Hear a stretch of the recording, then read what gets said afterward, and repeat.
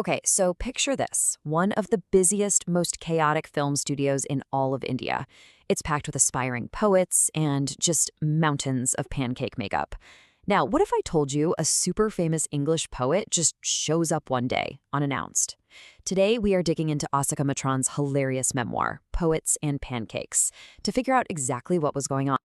This is the big question, right? It's the one that had everybody at Gemini Studios scratching their heads for years. I mean, why would a very serious, very English poet travel halfway around the world to a film set in South India just to give a speech that absolutely no one could understand? It just doesn't add up. To even begin to solve this mystery, you have to understand the world he stepped into. And really, the best place to start is the makeup room. A place the author, Asokamitran, jokes was basically designed to turn any decent-looking person into a hideous crimson-hued monster. Yikes. All right, let's pull back the curtain and step inside. Welcome to Gemini Studios, a world of beautiful chaos, creativity, and a whole lot of contradictions. So, the pancakes in the title? It's not about breakfast. It's this makeup brand. They used truckloads of the stuff at the studio. And it wasn't just about making actors look presentable. It was about creating this whole illusion of glamour. Pancake was basically a symbol for the studio's entire manufactured reality. And this right here perfectly sums up the pecking order at the studio.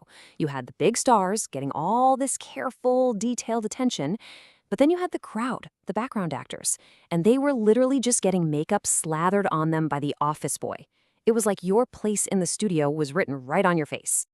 But the studio was so much more than just a film set. It was this wild mix of everything. You had poets debating literature over endless cups of coffee. Everyone wore khadi, the cloth championed by Gandhi, but their actual understanding of politics, pretty shallow, to be honest. It was a place where high ideals and messy reality just sort of coexisted. Now, to really understand it, why a foreign poet's visit caused such a stir, you've got to meet the cast of characters who were running around this place. The main drama at the studio pretty much boils down to these two guys. On one side, you have the office boy. He's actually a man in his 40s, just simmering with frustration, convinced his genius is being wasted. And on the other side, you have Subbu, always cheerful, the boss's #2 guy, a creative wizard who everyone secretly envied. Total opposites.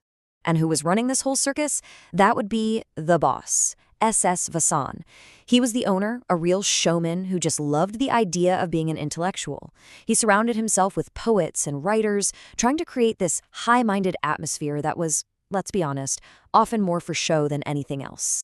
So, into this world of artists, yes-men, and social climbers come two very bizarre visits. At the time, they seemed totally random, but they actually held all the clues to our big mystery. First, this foreign theater group called the Moral Re-Armament Army showed up. Then, a little while after that, our mystery English poet made his grand entrance. And neither of these events made a lick of sense to anyone at the studio. The theater troupe, right, they put on these plays with a really passionate anti-communist message. Here's the problem. To the staff at Gemini, who were way more focused on Gandhian ideals and local stuff, this whole international fight meant nothing. They clapped when they were supposed to, but they were completely baffled. The confusion just got a whole lot worse when the English poet got on stage. His accent was impossible to understand, and his topic was so abstract, the entire speech just flew right over everyone's heads. The audience just sat there, totally bewildered. So this is the key question, isn't it? The staff was left with this puzzle.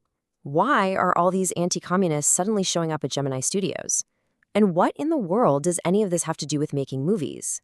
The answer wouldn't come out for years. And when it finally did, it was a complete accident, long after the poet was gone, and the whole thing had become just another weird studio story. And here it is, the aha moment. So, years after he's left the studio, Asokamitran is just browsing a pile of cheat books. He picks one up called The God That Failed. He flips it open, and inside he sees an essay by one of the contributors. And the name rings a bell. Stephen Spender. And boom, suddenly it all clicked. The God That Failed was a famous book of essays by intellectuals who had turned against communism. That baffling poet? It was Stephen Spender. The boss must have invited him, connecting his visit to that anti-communist theater troupe. It was all part of his weird, performative political agenda. And just like that, a single book, found by chance in a dusty bookstall, finally solved the mystery that had hung over Gemini Studios for years. So, what's the big takeaway from this amazing story? Well, it's really a masterclass in the gap between how things look and how they really are. I mean, look at every part of Gemini Studios. It was full of these contradictions. They talked a big game about art and creativity, but mostly made commercial films. They were all about politics, but it was really just skin deep. The glamour? It was literally manufactured with layers of pancake makeup. And cultural exchange meant inviting guests that nobody could understand. But you know what's great? Asokamitran never sounds judgmental. He writes with this gentle humor, looking back on the studio not as a failure, but as this deeply human place where all our little vanities and mistakes are more funny than they are cruel. And that kind of leaves us with one last thought. How much of our own world is built on this exact same strange mix of high-minded ideals and messy artificial reality? How much of our lives are really just a blend of poets and pancakes?